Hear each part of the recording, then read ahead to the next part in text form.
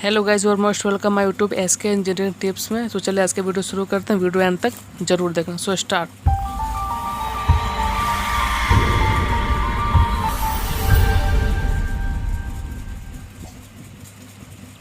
आपके सामने स्क्रीन पर दो इमेज शो हो रहा होगा। एक तो डीसी पावर सप्लाई की सिंबल और एक एसी पावर सप्लाई की सिंबल है। जो एक एसी करंट और एक डीसी करंट है। मैं बात करता हूँ पहले एसी करंट की। एसी करंट क्या होता है? एसी करंट को सामान्य हम अल्टरनेटिंग करंट के नाम से जानते हैं। जो इसकी जो वेव फॉर्म होती है, साइनसॉइडल फॉर्म होती है, जो एक बार प्लस और एक बार माइनस में चलती है, साइनसॉइडल फॉर्म चलती है। और बात करता हूँ डीसी करंट। डीसी करंट को सामान्य हम डायरेक्ट करंट के नाम से जानते हैं, जो कि वेव फॉर्म एक लीनियर लाइन में चलती है, उसको हम डीसी करंट के नाम से जानते हैं। ये तो हो गया डीसी करंट और एसी करंट। और अपने इंडिया में फ्रिक्वेंसी 50 हर्ट्ज आती है। केवल इंडिया की बात कर रहा हूँ, ठीक है। और बात करता हूँ मैं एसी करंट और डीसी करंट में सबसे ज़्यादा खतरनाक और हार्मफुल कौन सी करंट है।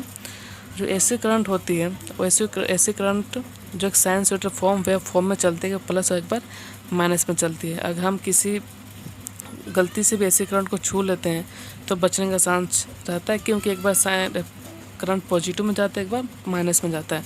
जब माइनस में आता है तो हमारा हार्ट वहाँ से वाइब्रेट होकर हट जाता है। इसको हम एसी करंट के नाम से जानते हैं। और सामान्य हमारे घरों में आने वाली पावर सप्लाई कितनी होती है, जैसे आप जानते होंगे 220 वोल्ट पावर सप्लाई होती है।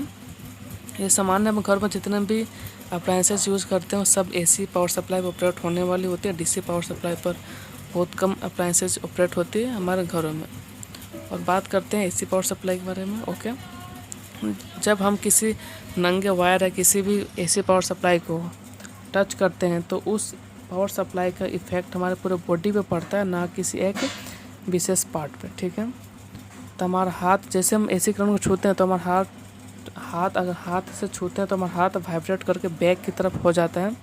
मतलब हाथ वहाँ से तुरंत हट जाता है, क्योंकि साइन फॉर्म एक बार प्लस में जाता है, एक बार माइनस में जाता है। जब माइनस में आती है तो हमारा हाथ वहाँ से तुरंत हट जाता है, जिससे हम बचने का चांस मान सकते हो। और इसका जो इफ़ेक्ट है ये पूरे बॉडी पे पड़ता है, जो काफ़ी एक तरह से हार्मफुल भी बोल सकते हो।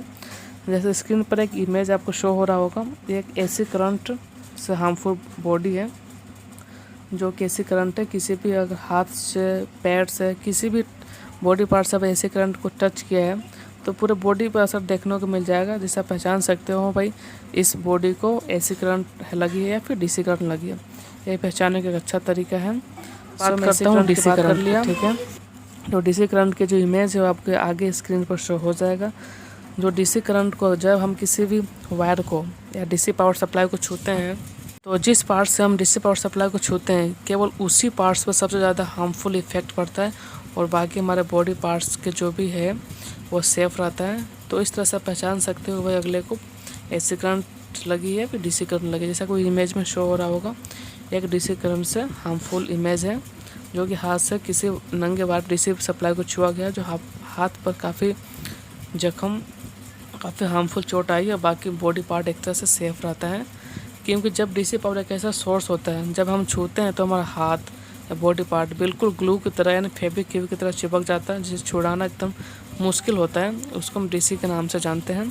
डायरेक्ट करंट होती है, क्योंकि इसमें प्लस और माइनस का कोई रेशियो नहीं होता है, और एक तरह से अभी हार्मफुल करंट है।